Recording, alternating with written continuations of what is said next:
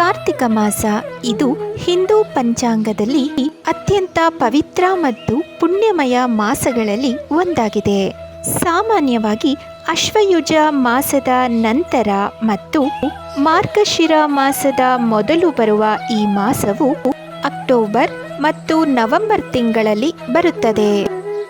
ಕಾರ್ತಿಕ ಮಾಸದ ಮಹತ್ವದ ಬಗ್ಗೆ ತಿಳಿಯೋಣ ಬನ್ನಿ ಸ್ನೇಹಿತರೆ. ಕಾರ್ತಿಕ ಮಾಸವನ್ನು ವಿಷ್ಣು ಮತ್ತು ಶಿವನಿಗೆ ಅತ್ಯಂತ ಪ್ರಿಯವಾದ ಮಾಸವೆಂದು ಹಿಂದೂ ಪುರಾಣಗಳಲ್ಲಿ ಹೇಳಲಾಗುತ್ತದೆ. ಈ ತಿಂಗಳಲ್ಲಿ ಮಾಡಿದಂತಹ ತಪಸ್ಸು, ದಾನ, ಸ್ನಾನ, ಜಪ ಮತ್ತು ದೀಪಾರಾಧನೆಗಳು 1000 ಪಟ್ಟು ಫಲ ನೀಡುತ್ತದೆ ಎಂದು ಗ್ರಂಥಗಳಲ್ಲಿ ಉಲ್ಲೇಖವಿದೆ. ಕಾರ್ತಿಕ ಮಾಸವನ್ನು ಯಾವ ರೀತಿ ಆಚರಣೆ ಮಾಡಬೇಕೆಂದು ತಿಳಿಯೋಣ ಬನ್ನಿ ಸ್ನೇಹಿತರೆ. ಕಾರ್ತಿಕ ಮಾಸದಲ್ಲಿ ಆಚರಣೆ ಮಾಡಬೇಕಾದಂತಹ ಪ್ರಮುಖ ಆಚರಣೆಗಳೆಂದರೆ ದೀಪಾರಾಧನೆ ಅಥವಾ ದೀಪದಾನ. ಪ್ರತಿದಿನ ಸಂಜೆ ದೇವರ ಮನೆಯಲ್ಲಿ, ಮನೆಯ ಮುಂಬಾಗಿಲಲ್ಲಿ, ತುಳಸಿ ಕಟ್ಟೆಯ ಮುಂದೆ ಅಥವಾ ನದಿ ತೀರದಲ್ಲಿ ದೀಪಗಳನ್ನು ಹಚ್ಚುವುದು ಪುಣ್ಯಕರ. ತುಳಸಿ ಪೂಜೆ ಅಥವಾ ತುಳಸಿ ವಿವಾಹ. ಕಾರ್ತಿಕ ಮಾಸದ ಶುದ್ಧ ದ್ವಾದಶಿಯ ದಿನ ತುಳಸಿಯ ವಿವಾಹವನ್ನು ಆಚರಿಸಲಾಗುತ್ತದೆ. ಇದು ಭಗವಂತ ವಿಷ್ಣುವಿನ ಜೊತೆಗೆ ತುಳಸಿಯ ವಿವಾಹದ ಸಂಕೇತವಾಗಿದೆ. ಸ್ನಾನ ಮತ್ತು ಉಪವಾಸ. ಪ್ರತಿದಿನ ಬ್ರಹ್ಮಮುಹೂರ್ತದಲ್ಲಿ ಸ್ನಾನವನ್ನ ಮಾಡಿ ವಿಷ್ಣುವಿನ ನಾಮಸ್ಮರಣೆ ಮಾಡುವುದು ಶ್ರೇಷ್ಠ. ಕಾರ್ತಿಕ ಸೋಮವಾರ ಹಾಗೂ ಕಾರ್ತಿಕ ಶನಿವಾರದಂದು ಮಾಡುವ ಉಪವಾಸವು ವಿಶೇಷ ಫಲ ನೀಡುತ್ತದೆ. ದಾಮೋದರ ವ್ರತ. ಶ್ರೀಕೃಷ್ಣನಿಗೆ ದಾಮೋದರ ರೂಪದಲ್ಲಿ ಈ ಮಾಸದಲ್ಲಿ ಆರಾಧನೆ ಮಾಡುವುದು ಮುಖ್ಯ ಹಾಗೂ ದಾಮೋದರಾಷ್ಟಕ ಪಠಣ ಮಾಡುವುದು ಶ್ರೇಷ್ಠ. ಕಾರ್ತಿಕ ಮಾಸದಲ್ಲಿ ಬರುವಂತಹ ಪ್ರಮುಖ ಹಬ್ಬಗಳು ಯಾವುವೆಂದರೆ ಕಾರ್ತಿಕ ಏಕಾದಶಿ ಅಂದರೆ ಉತ್ಥಾನ ಏಕಾದಶಿ, ತುಳಸಿ ವಿವಾಹ, ದೀಪಾವಳಿ, ಕಾರ್ತಿಕ ಪೂರ್ಣಿಮೆ.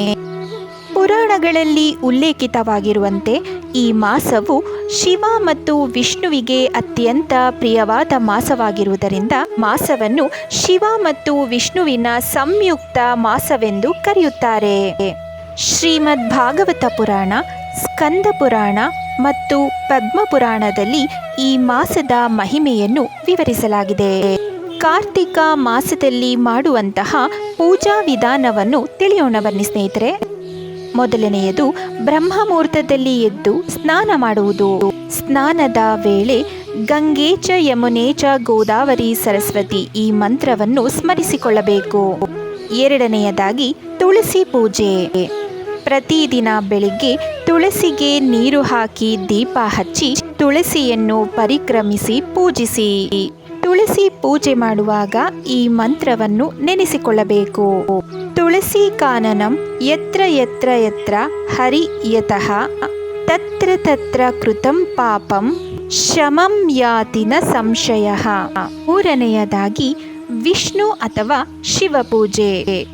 ವಿಷ್ಣು ಅಥವಾ ಶಿವನಿಗೆ ಹೂವು, ಅಕ್ಷತೆ, ದೀಪವನ್ನು ಅರ್ಪಿಸಬೇಕು. ವಿಷ್ಣು ಭಕ್ತರು ದಾಮೋದರಾಷ್ಟಕ ಪಠಿಸಬೇಕು. ಶಿವ ಭಕ್ತರು ಶಿವ ಪಂಚಾಕ್ಷರಿ ಮಂತ್ರವನ್ನು ಓಂ ನಮಃ ಶಿವಾಯ ಇದನ್ನು ಪಠಿಸಬೇಕು. ನಾಲ್ಕನೆಯದಾಗಿ ದೀಪದಾನ. ಪ್ರತಿದಿನ ಸಂಜೆ ದೀಪ ಹಚ್ಚುವುದು ಅತ್ಯಂತ ಪುಣ್ಯಕರ. ದೇವರ ಮುಂದೆ, ತುಳಸಿ ಕಟ್ಟೆಯ ಮುಂದೆ, ನದಿ ತೀರದಲ್ಲಿ ಅಥವಾ ಮನೆಯ ಮುಂಬಾಗಿಲಿನ ಮುಂದೆ ದೀಪವನ್ನು ಹಚ್ಚಬೇಕು. ಕಾರ್ತಿಕ ಮಾಸದಲ್ಲಿ ದೀಪ ಹಚ್ಚಿದರೆ 1000 ಜನ್ಮಗಳಿಗೂ ದಾರಿದ್ರ್ಯ ಬರುವುದಿಲ್ಲ. ದೀಪದಾನಕ್ಕೆ ಸಂಬಂಧಪಟ್ಟಂತೆ ಒಂದು ಸಣ್ಣ ಕಥೆಯನ್ನ ಹೇಳ್ತೀನಿ, ಕೇಳಿ ಸ್ನೇಹಿತರೆ. ಹಿಂದೆ ಒಬ್ಬ ಬಡ ಮಹಿಳೆ ಕಾರ್ತಿಕ ಮಾಸದಲ್ಲಿ ದೇವರ ಮುಂದೆ ಒಂದೇ ಒಂದು ದೀಪವನ್ನು ಹಚ್ಚುತ್ತಿದ್ದಳು. ಆಕೆಗೆ ದೀಪಕ್ಕೆ ತೈಲ ತುಂಬಿಸುವಷ್ಟು ಸಾಧ್ಯವಾಗದಷ್ಟು ಬಡತನವಿತ್ತು. ಆದರೂ ಸಹ ಆಕೆ ಭಕ್ತಿಯಿಂದ ಸಾಧ್ಯವಾದಷ್ಟು ದೀಪವನ್ನು ಹಚ್ಚಿ ಬೆಳಗಿಸುತ್ತಿದ್ದಳು.